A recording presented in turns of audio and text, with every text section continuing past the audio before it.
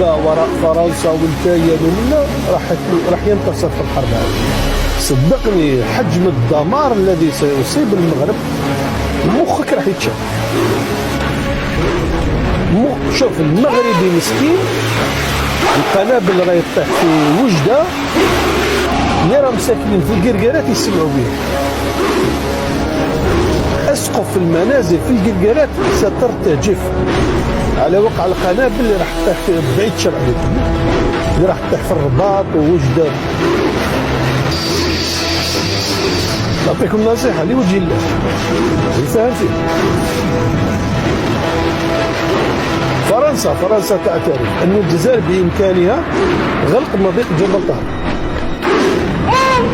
تدير فجوة في البحر الأبيض المتوسط حتى تعطي الملاحة البحرية في الحوض المتوسط.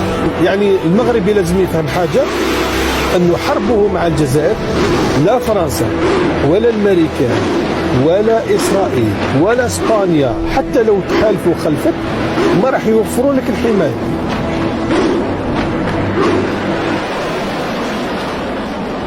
نقسم لك بالله، يعني صراحة مانيش منحاز للجزائر. الجزائر علاش دير مناورات وقنابل ومنا وتكين سلاح؟ باش تعطي رسالة للمغرب احذر شو يسمى فيك.